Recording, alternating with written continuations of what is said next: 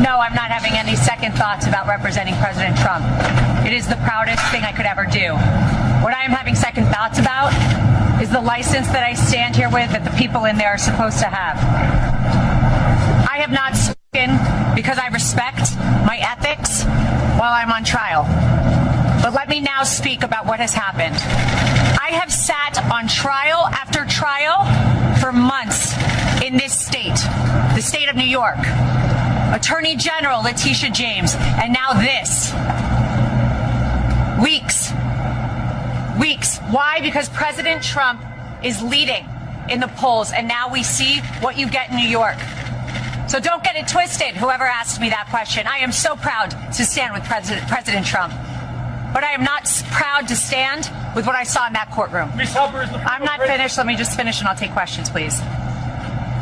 Before I walked into court, that judge decided that every single defense President Trump had, we were not allowed to raise in front of the jury. It is in writing, and I encourage the journalists, the real journalists, to take the minute to look at his orders. There was no proof. And I couldn't prove that she didn't bring in the dress. There was no DNA. There was no expert. My experts were denied. Two of them were denied to come in. They didn't let me bring up that Reid Hoffman funded Miss Kaplan. And you know what we got in there? That my witness, who was her friend, who said that she is a drug addict and the drug addict is herself. That friend, I found out in there, was paid for by Miss Kaplan's firm, and that is disgusting. That is a violation of everything I stand for, and that is why I stand with Trump. And that is why so many Americans are so proud that he is running again and so excited to run to the ballot box. But don't get it twisted. We are seeing a violation of our justice system. Ladies and gentlemen, you are not allowed to be stripped of every defense that you have. You are not allowed to be told that you can't bring it up.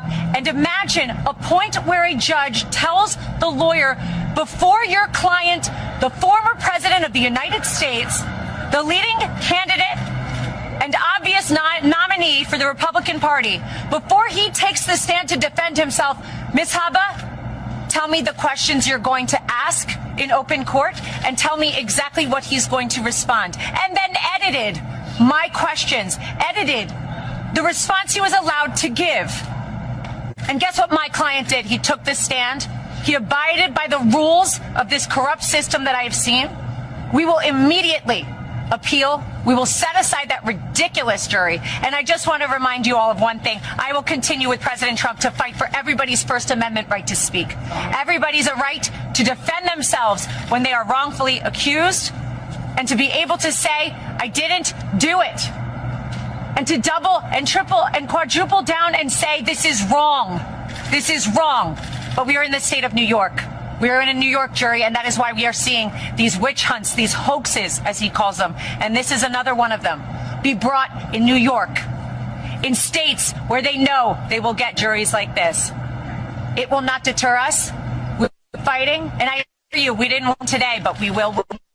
That was made in there, and the behavior I saw in there, some of which was reported widely today, gave us the most perfect record on appeal. And even if I needed it, which I don't, we were stripped of every defense, every single defense before we walked in there. And I am proud to stand with President Trump because he showed up, he stood up, he took the stand, and he faced this judge. And you know what? I'll continue to do so with him.